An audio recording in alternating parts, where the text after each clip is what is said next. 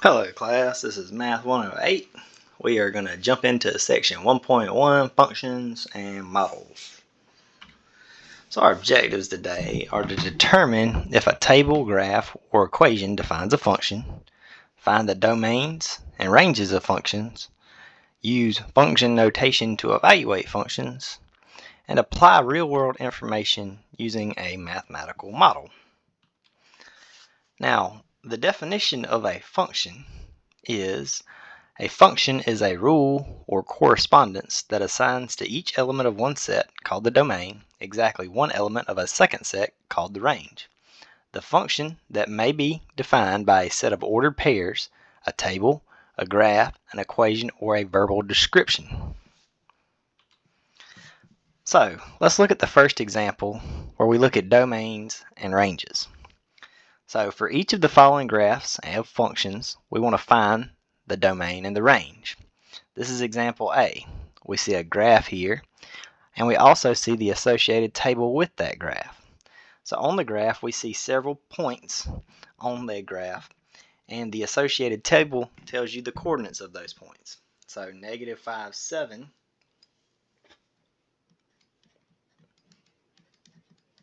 negative 5, negative 7 refers to this point. Negative 3, negative 2 refers to this point. Negative 1, 6 refers to this point. 0, 2, 0, negative 2 refers to this point. 3, 5 refers to this point. And 5, negative 7 refers to this point. Okay, so you can see the representation as a table, or you can see it as the physical graph itself. Now we want to find the domain and the range. Okay, so if we look at the solution for this, the function is defined by both the figure and the table. The table contains the points whose ordered pairs are, and we just plotted those on the table, but they are negative 5, negative 7, negative 3, negative 2, negative 1, 6, 0, negative 2, 3, 5, 5, negative 7, so that the domain is the set of all x coordinates of the points, negative 5, negative 3, negative 1, 0, 3, 5, and the range is the set of all y coordinates of the points, negative 7, negative 2, 6, and 5. Note that the y coordinates negative 2 and negative 7 appear twice in the ordered pairs, but need to only be listed one time in the range. Okay, so if we have repeats, we only list them one time. Okay, what you can tell here is that if we go back to the first slide, the x is your domain, the y is your range. It's that simple. Okay, let's look at another example. It says for each of the following graphs and functions, we're still finding the domain and the range. Okay, we have the graphical representation here. Okay, so we can see this line, and keep in mind that the domain represents our x and the range represents our y. So with the domain, I need to look here and see exactly where it starts and where it finishes. We always start from the smaller side and go to the bigger side. So we start on the negative side, go to the positive side. So the smallest x value that I can have is negative 3, because remember the x value is your horizontal values here. So the smallest negative value I can have on my x here is negative 3, and the largest x value I can have is 3. So negative 3 on your x right here, positive 3 on your x right here. Okay, it can be equal to at those points. We see the solid circles on the graph that indicates it's equal to. So I'm going to write this negative 3 is less than or equal to x is less than or equal to 3. Okay. Also keep in mind here that it's continuous between these points. There's no jumps or anything like that we need to take into consideration.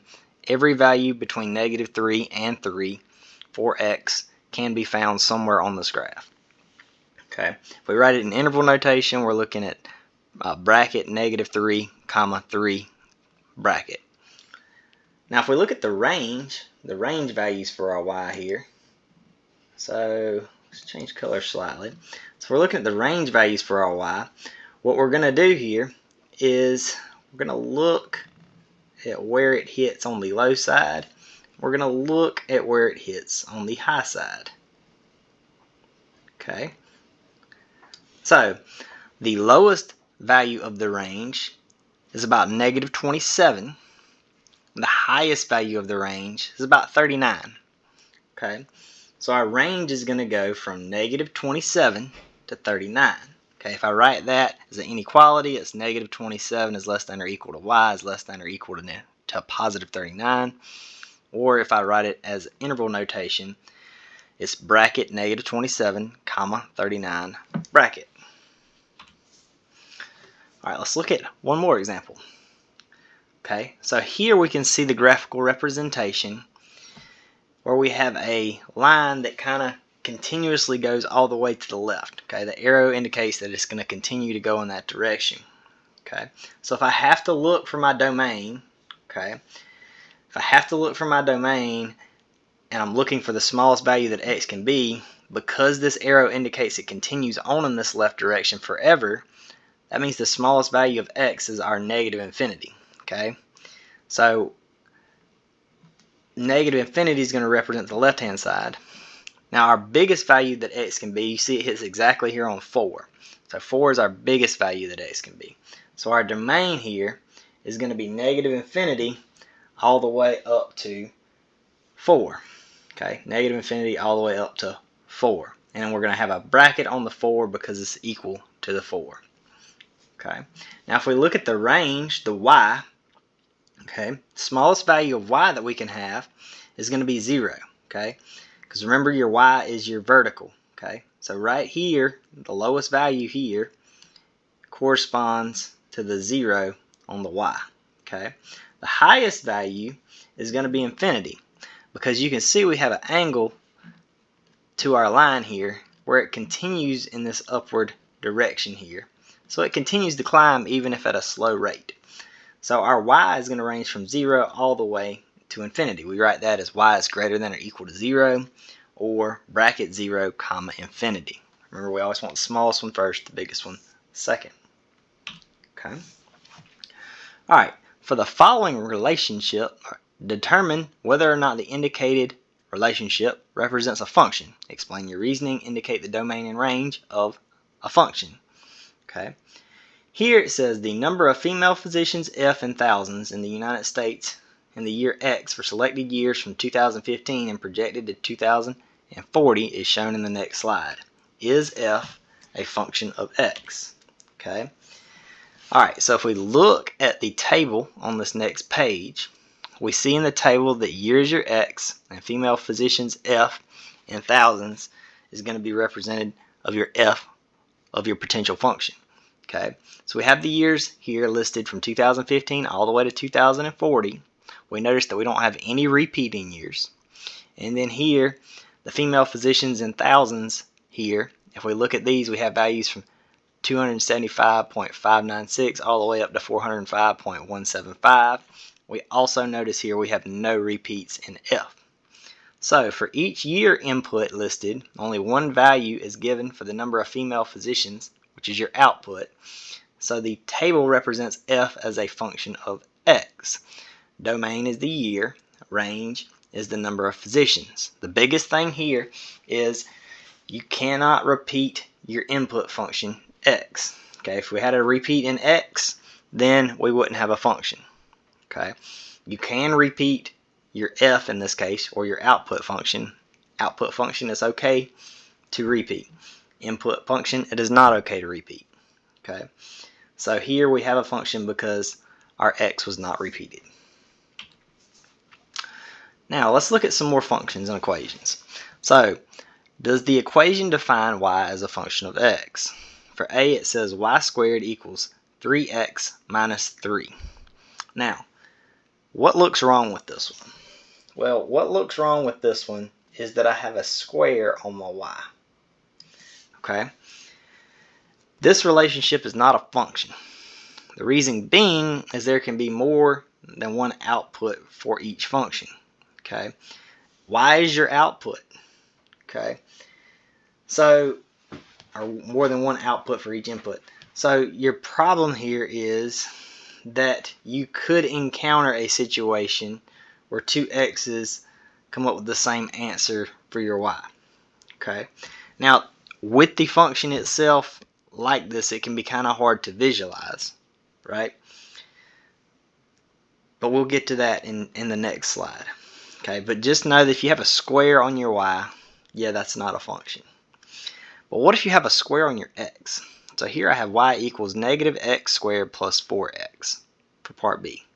Okay, each value of x results in exactly one value of y, thus this equation is a function.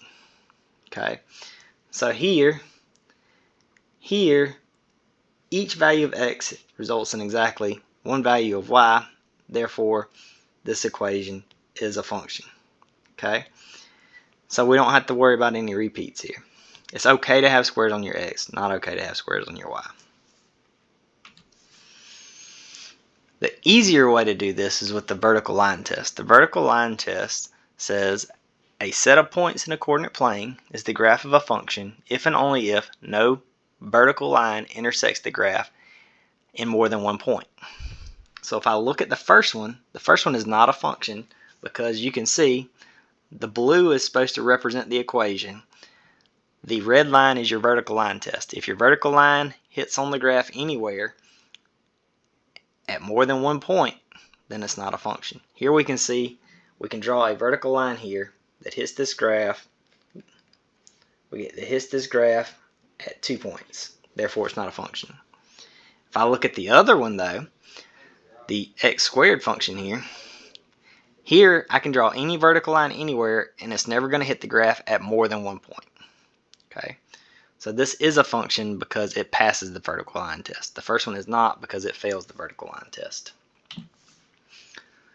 Alright, let's look at function notation. F of x equals 2x to the third plus 5x squared minus 28x minus 15. The figure shown in is the graph of the function. We want to use the points shown on the graph to find f of negative 2 and f of 4. And then we want to use the equation to find f of negative 2 and f of 4. Okay. Alright, so the graphical representation is right here. If I want to find f of negative 2, then I'm going to go to negative 2. Negative 2 represents, remember these represent your x's. Okay. So to find f of negative 2, I'm going to go to negative 2 on my x here. Okay, and then I'm going to see where it hits the graph. It hits the graph right here. Okay, so that corresponding location of my y is my answer. So you can see here that f of negative 2 equals 45. Okay, so this point that we find right here at f of negative 2 is negative 2 comma 45. Okay, works the same way for f of 4. If I go to 4 on my graph, which is right here, and I see where it hits my graph, which is right here, okay, it looks like it's actually right there, okay, then my corresponding y value here will be my answer. So f of 4 is 81, okay, and you can see it hits right there above 80 on the graph. This is a little tricky. The big numbers on the graph, but you kind of see how it works. So this point here is 4 comma 81. So f of 4 equals 81. We can also solve this with the actual equation itself. Okay, so we have the equation that goes with that graph we saw, and if we're unsure and unable to exactly get the answer from the graph, we can always plug into the equation to solve. Okay, so if I'm plugging in f of negative 2 into my original equation here, okay, you can see the whatever's on the inside of this parentheses is what we're plugging in for each of these x's. Okay, so that's all I did. 2 times negative 2 to the third power plus 5 times negative 2 to the second power minus 28 times negative 2 minus 15. Okay, so all we did was plug the negative 2 in for the x's. We're going to go about solving. So negative 2 to the third power is negative 8. So we've simplified here. So I have 2 times negative 8 plus 5 times, now negative 2 squared is 4. Okay, so basically all I've done at this point is simplify down this. Then I have minus 28 times negative 2 Okay, I just copied it down. I didn't even simplify it. Minus 15. Now, from this point, you can use your calculator to help you simplify. You can write more additional steps if you want to. 2 times negative 8 is negative 16. 5 times 4 is 20. Negative 28 times negative 2 turns into a positive 56. Minus 15. If you add all that together, you should get 45. Okay. Same process for when we're plugging in f of 4. Okay. So I'm going to take this 4, I'm going to plug it in for the x's, and then we're going to solve and simplify. So I have 2 times 4 raised to the third power plus 5 times 4 squared minus 28 times 4 minus 15. Okay. Now 4 to the third power is 64. 4 squared is 16. Just going to bring the 4 down. Then you're just looking at 2 times 64 plus 5 times 16 minus 28 times 4 minus 15. If we simplify this on our calculator, you should get 81. Like I said, if you need to write more additional steps and you don't want to do the whole simplification there on your calculator, by all means take your time, get your steps correct. But that does simplify down to 81. The next example we look at is an example involving medical 3D printing. It says the value of the medical 3D printing market V of t in millions of dollars can be modeled approximately by the function V of t equals 3.77 t squared plus 24.4 t plus 105.6, where t equals the number of years after 2010. Okay. Part A is going to ask us what value of t represents 2025. Okay. This is where we need to look at the alignment. Okay, the alignment. All right. So if I go up to my initial problem, it tells us, it says t equals the number of years after 2010. Okay, t equals the number of years after 2010. Okay, so what value of t represents 2025? Well, how many years after 2010 is 2025? Okay, or even simpler, if you don't want to think in that aspect, all you have to do is subtract the 2. 15. So since t is the number of years after 2010, t equals 15 represents 2025 in this equation. Now let's look at B. B says, what is the value of the projected medical 3D printing market in 2025? Okay. Well, we just found out that the value of t that represents 2025 is 15. Okay, in order to find the value of the projected medical 3D printing market in 2025, I need to plug 15 into the equation that we are given by the actual problem. Okay, so we are going to substitute in 15, substitute t equals 15 into the formula. So I get V of 15 equals, if you solve it out, it will wind up being 1,319.9. Well, let's see how we get there. Okay, just do a little extra practice. So if we solve in V of 15, our equation should look like 3.77 times 15 squared plus 24.4 times 15 plus 105.6. Okay, so we should then be able to simplify out with our calculator, because all we're doing is putting 15 in anywhere we saw a t. If you do simplify it out with your calculator, you'll get 1,319.9. So that the projected market value in 2025 is approximately 1,320 million, or 1.320 billion. Okay, just depends on if you want to calculate yourself in millions or billions, I guess. Depends on what the question asks for. Let's look at C. C says find V of 17 and interpret it in the context of this application. Okay. Now, V of 17 means that we plug 17 into our formula. So all we're going to do is go through, plug 17 in for t, use our calculator to help us simplify it out. Okay. So once you use your calculator to help you simplify it out, you'll see that you get 1,609.9. Okay. But that's not necessarily what it's asking here. It wants us to find it, but it also wants to do us to interpret it in the context of the application. Okay. Now, what it kind of means is that in year 17, we get this value of 1,609.9. But that's not really in the context of the application. Remember that T is the number of years after 2010, so we're really talking about the year 2027, okay? And the 1,609.9 is actually in millions of dollars. So this is the millions of dollars we're talking about. So if we want to put it in context, we'd say something like the projected value of the medical 3D printing market is approximately 1,610 million or 1.610 billion in the year 2027. Okay, being able to interpret it in the context is very important. So we need to also be able to find the value, know what value we're representing, and be able to interpret it in the context of each individual problem. Okay, that concludes the lecture for today. Please go on your My Math Lab, try any available homeworks and quizzes. If you have any questions, don't hesitate to reach out and let me know, and I will get back to you as soon as possible. I will see all of y'all next time.